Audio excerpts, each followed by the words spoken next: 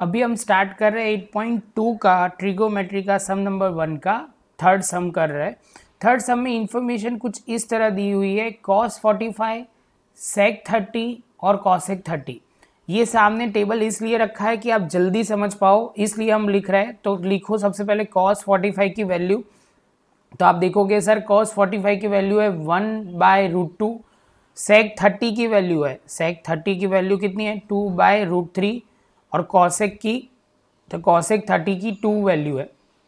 तो यहाँ तक हमें समझ में आ गया कि इतनी इतनी वैल्यू हमें ज़रूरत है। तो सबसे पहले लिखना शुरू करते हैं cosec 45।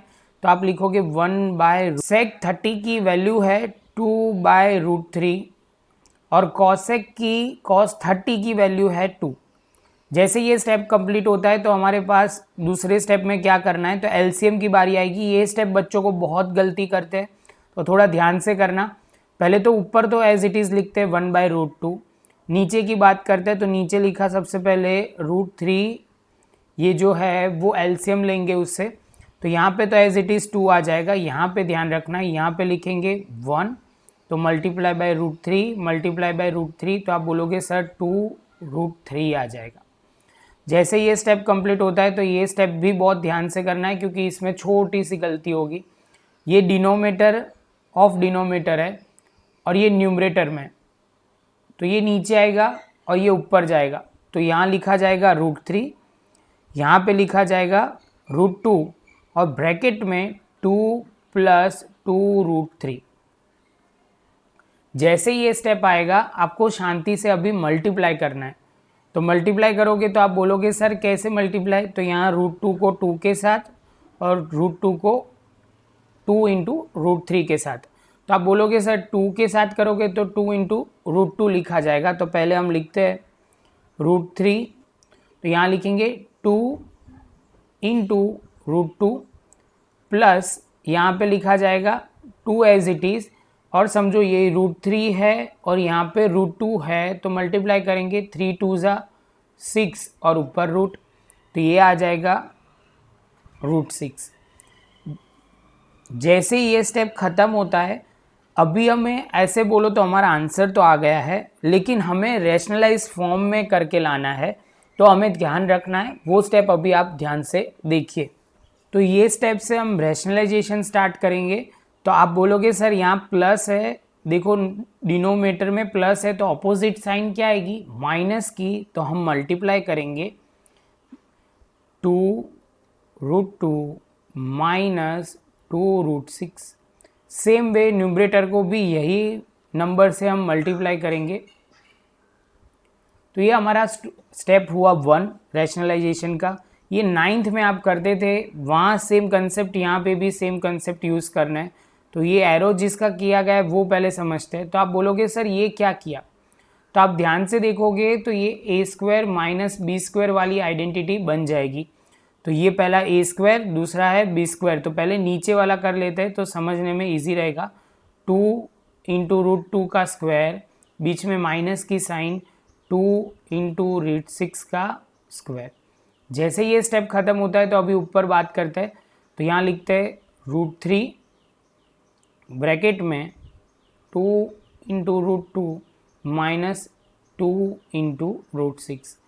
एक बच्चा बोलेगा कि सर ध्यान से देखो, ये √2 मतलब दोनों में 2 कॉमन निकल रहा है।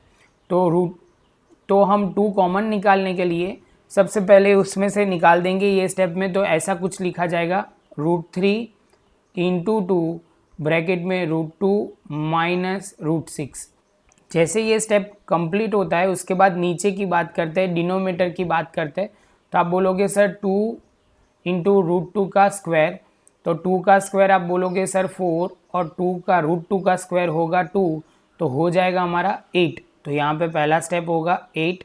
सेम वे यहाँ करता हूँ मैं 2 × √6 का स्क्वायर, तो आप 2 का स्क्वायर करोगे 4 और यहाँ पे करेंगे तो 6, तो हो जाएगा 24।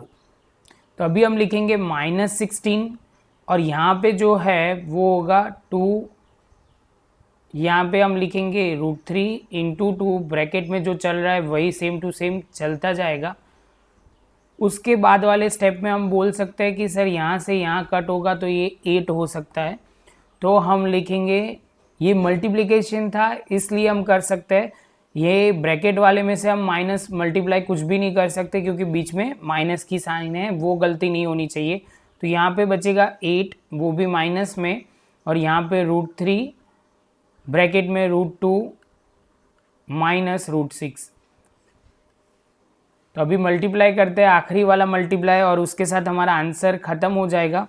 तो आप बोलोगे शांति से √3 इंटू √2, तो आप बोलोगे सर यहाँ पे लिखोगे, मैंने अभी समझाया था, यहाँ लिखो 6 और अंडर √6 में हो जाएगा। सेम वे √3 ये यहाँ से मल्टीप्लाई हो रहा है, √3 इंटू √6 तो हो जाएगा 18, तो यहाँ लिखा जाएगा 18, और उसके बाद आप बोलोगे सर यहाँ -8। सेम वे आगे चलेंगे, उसके बाद वाले स्टेप में लिखेंगे, तो ये √6 तो एज इट इज़ रहेगा, और √18 की जगह हम बोलेंगे √18 इज इक्वल टू 9/2। तो इसमें से आप रूट है तो ये 3 बाहर आ जाएगा और यहाँ बचेगा 2, तो यहाँ लिखेंगे 3√2 -8। ऐसे तो देखो ये हमारा आंसर आ गया है, लेकिन पीछे कुछ अलग तरीके से थोड़ा दिया हुआ है, मतलब जो टेक्स्ट बुक में है तो उसमें क्या किया गया है वो नीचे देखो, ये रूट, ये जो दिया हुआ है डिनोमिनेटर में माइनस की साइन है, तो हम माइनस से साइन से मल्टीप्लाई करते हैं सपोज ऊपर नीचे, क्योंकि डिनोमिनेटर की टर्म को हमें प्लस में लाना है। तो आप बोलोगे सर ऐसा कुछ हो सकता है, √6 मल्टीप्लाई करेंगे -1 के साथ तो ये हो जाएगा प्लस √2 और यहाँ पे 8, तो लिखने के लिए 3√2 माइनस √6 इज इक्वल टू 8। देखो अभी दिख रहा है प्रॉपर वे में जो हमारे टर्म में, शांति से देखोगे तो इतना ही फ़र्क है, यहाँ पे माइनस है, यहाँ पे माइनस है, तो दोनों जगह प्लस हो जाएगा और ये हो जाएगा माइनस। आई होप कि ये पॉइंट भी आपको समझ में आया होगा। अब यहाँ पे हम ख़त्म करते हैं और सम नंबर 4 स्टार्ट करेंगे।